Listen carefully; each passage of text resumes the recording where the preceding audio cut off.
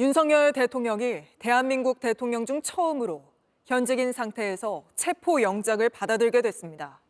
현직이어도 체포를 피할 수 없는 내란 수괴죄로 법원이 영장을 발부한 겁니다. 특히 법원은 죄를 범했다고 의심할 만한 상당한 이유가 있다고 판단했습니다. 하지만 윤 대통령은 이마저도 인정하지 않겠다는 입장입니다. 윤 대통령의 변호사는 군사작전 하듯 영장을 청구했다며 불법 체포영장이라고까지 했습니다. 국회의원 불법 체포를 위한 반헌법적 계엄 군사작전을 직접 지휘한 혐의를 받는 대통령 쪽에서 할 말은 아니란 지적이 나오는데 먼저 영장 발부 소식부터 심가은 기자입니다. 비상계엄을 선포합니다. 12.3 내란 사태 후 28일이 지난 오늘 윤석열 대통령에 대한 체포영장이 발부됐습니다.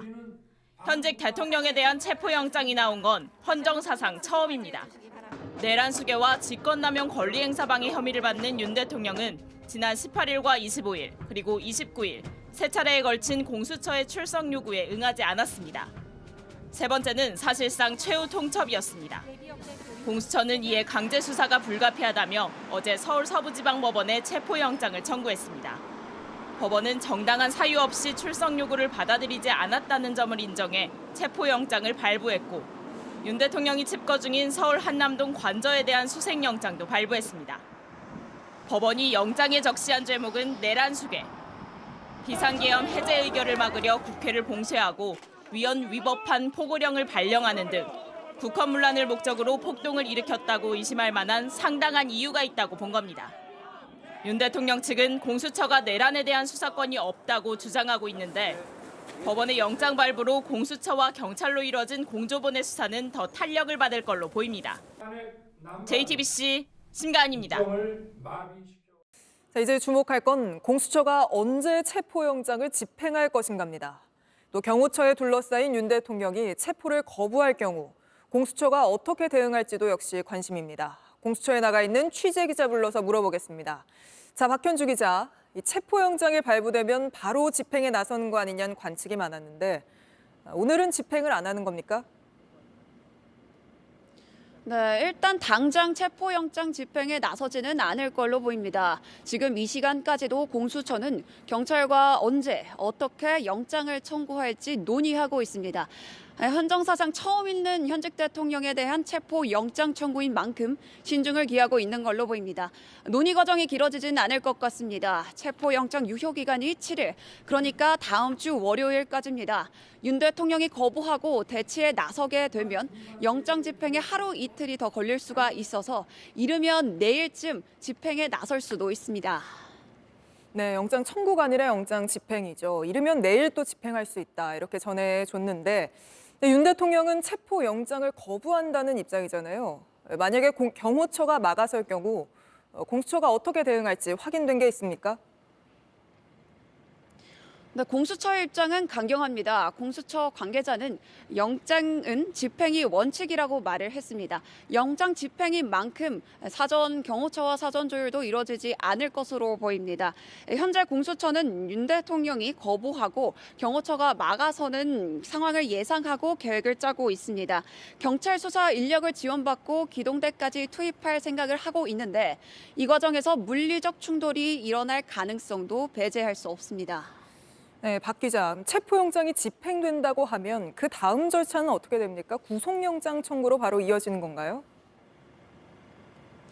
네, 체포영장에는 윤 대통령을 인치할 장소도 적혀 있습니다. 공수처 또는 체포지 인근 경찰서입니다. 현재로서는 제가 있는 이 공수처 건물로 압송될 가능성이 높습니다. 조사를 받고 나면 이곳과 비교적 가까운 경기 의왕의 서울구치소에 수감될 예정입니다. 체포를 하면 48시간 동안 이 신병을 확보할 수 있는데 그 안에 공수처가 구속영장을 청구할 거란 관측도 나옵니다.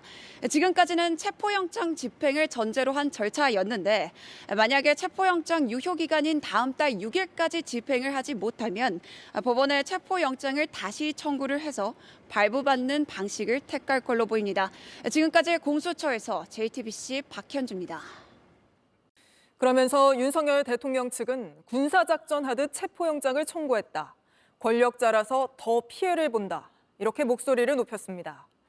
하지만 군을 동원해 불법 계엄을 저지른 건 윤석열 대통령이고 일반 국민은 엄두도 못 낼 방식으로 수사를 거부하고 있는 것도 윤석열 대통령입니다. 계속해서 이혜원 기자입니다.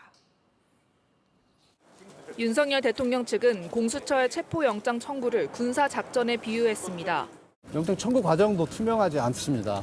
무슨 군사작전 하듯이 밤 12시에 영장이 청구되고. 하지만 관련 법엔 영장 청구 시각을 정해놓은 규정은 없습니다. 게다가 사전에 계엄을 모의하고 군과 경찰을 동원해 국회를 봉쇄하려 한 혐의를 받는 윤 대통령 측이 정당한 수사 절차를 군사작전에 비유한 것 자체가 궤변이란 비판이 나옵니다. 법치주의를 강조하면서 공수처 수사에 응하지 않는 건 내로남불 아니냐는 지적엔 사법체계 탓을 하며 비껴갔습니다. 무너진 법치주의를 세우는 과정이라고 생각하시면 됩니다. 지금 사법체계가 엉망으로 됐습니다.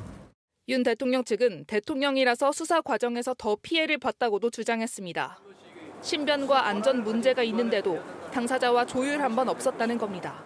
시간과 장소 이런 것이 협의가 이루어져야 되는데 그런 절차가 한 번도 없었습니다. 이것은 무슨 권력자라고 해서 특혜를 받는 것이 아니라 권력자이기 때문에 오히려 피해를 보는 그런 상황이라고. 윤 대통령 측 석동현 변호사도 공수처가 무작정 성탄절, 일요일에 출석을 요구해놓고는 불응했다는 이유로 체포영장을 청구, 발부했다는 주장을 폈습니다. 하지만 공수처가 휴일에 출석을 요구한 이유는 대통령 경호와 보안을 위해 청사에 출근자가 적은 날을 골랐기 때문입니다. 윤 대통령은 세 차례에 걸친 공수처의 소환 요구에 모두 불응하고 불출석 사유서마저 제출하지 않아 체포영장 발부를 자초했다는 비판을 받고 있습니다. JTBC 이혜월입니다. 선관위 직원들을 협박해서 부정선거를 자수하는 글을 쓰게 해라. 내란 사태 비선지휘자 노상원 씨가 롯데리아 회동에서 이렇게 지시하면서 선관위 직원들을 협박하려 한 정황이 드러났습니다. 부정선거 의혹이 있는지 밝히는 걸 넘어서 아예 부정선거가 있었던 것처럼 조작하려 했다는 겁니다. 먼저 조보경 기자입니다. 노상원 전 정보사령관은 계엄 이틀 전 사조직인 수사이단과 이른바 롯데리아 계엄 모의를 합니다.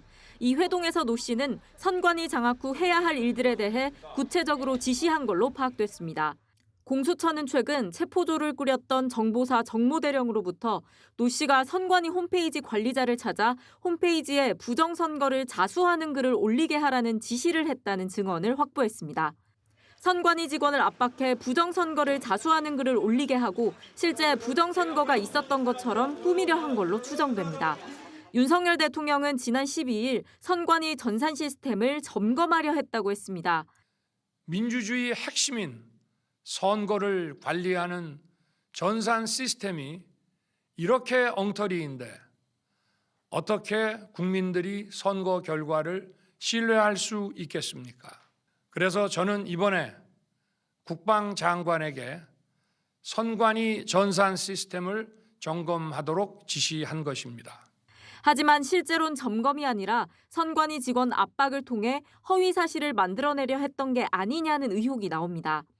노 전 사령관은 또 계엄 2달 전인 10월 선관위 장악을 위한 정보사 요원을 선발하는 업무를 시작했던 걸로 전해졌습니다.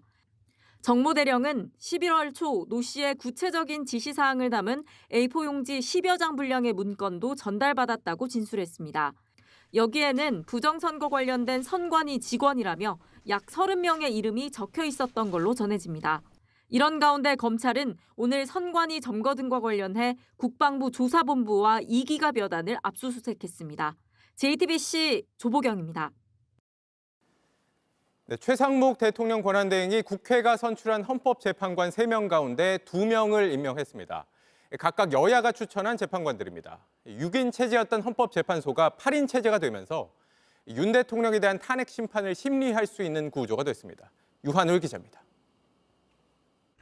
최상목 대통령 권한대행 부총리는 12.3 내란 사태부터 제주항공 사고까지 계속되고 있는 우리 사회의 혼돈을 헌법재판관 임명 이유로 들었습니다. 하루라도 빨리 정치적 불확실성과 사회 갈등을 종식시켜 경제와 민생 위기 가능성 차단이 필요하다는 절박함에 헌법재판관을 임명하기로 결정하였습니다. 다만 당초 국회에서 야당 주도로 임명동의안을 통과시킨 건 3명인데 여야 추천 후보 각각 1명씩 총 2명만 임명했습니다. 여야 합의를 통해 헌법재판관을 임명해온 헌정사의 관행을 강조한 전임 권한대행의 원칙을 존중하고 그간 진행되어온 여야 간 임명 논의 과정을 고려하여 민주당에서 추천한 마은혁 후보에 대해선 여야 합의가 확인되는 대로 임명하겠다고 밝혔습니다. 이로써 2달 넘게 6인 체제였던 헌재는 8인 체제로 윤석열 대통령 탄핵 심판을 심리할 수 있게 됐습니다. 헌재법에 명시된 재판관 7명 이상의 출석으로 사건을 심리한다는 조항을 지킬 수 있게 되면서 불확실성을 걷어냈다는 평가가 나옵니다.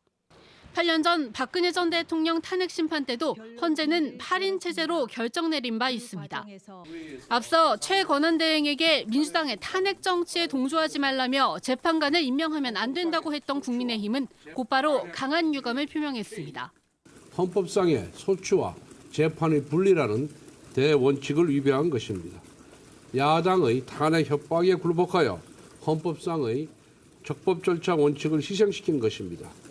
민주당은 여야 추천목도 이미 합의됐던 거라면서 마 후보도 임명해야 한다고 촉구했습니다. JTBC 유한울입니다. 지금 이 시각에도 제 뒤로 보이는 활주로 근처에서 조명을 환하게 켜고 계속 조사가 이루어지는 이유 중 하나는 바로 참사 원인을 명확하게 밝히기 위해서입니다. 지금부터는 그 원인을 규명하는 데 도움이 될 만한 저희 JTBC의 단독 보도 이어갑니다. 피해를 키운 원인으로 지목되는 콘크리트 둔덕. 이에 대해 국토부는 원래부터 콘크리트로 돼 있었다고 설명했지만 공항을 지을 당시 고위 관계자로부터 건설 초기엔 이 콘크리트 둔덕이 없었다는 증언을 확보했습니다. 정아람 기자가 보도합니다. 국토교통부는 오늘 2007년 개항한 무안공항의 로컬라이저에 처음부터 콘크리트 지지대가 있었다고 밝혔습니다. 최초에 우리 준공됐을 때도 둔덕 형태의 그 시멘트 지지대가 그 안에 들어가 있는 그런 형태로 설치가 돼 있었습니다.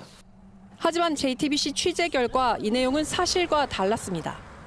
당시 공항공사를 관리했던 서울지방항공청의 전 고위관리자는 무안공항 초기 로컬라이저는 확실히 콘크리트 둔덕이 없었다고 말했습니다. 이어 2006년 공사가 거의 진행된 상황에서 시찰을 갔었는데 설계 규정에 따라 다른 곳처럼 로컬라이저만 있었고 콘크리트 둔덕은 없었다고 설명했습니다. 콘크리트 둔덕이 만들어진 경위에 대해선 2020년 활주로 보강 공사를 하면서 로컬라이저가 태풍 등 기상 피해로 파손되는 걸 막기 위해 보강 작업을 하는 과정에서 생긴 것이라고 설명했습니다. 그런데 2020년 3월 한국공항공사가 공고한 무안공항 용역 과업 내용서에도 로컬라이저는 부서지기 쉽게 설계돼야 한다는 조건이 명시돼 있습니다. 장비 안테나 및 철탑, 기초대 등 계기 착륙 시설 설계 시 부서지기 쉬움을 고려해서 설계해야 한다는 겁니다. 계기 착륙 시설의 설계는 국내외법 등 최신 설치 기준을 따라야 한다고도 돼 있습니다.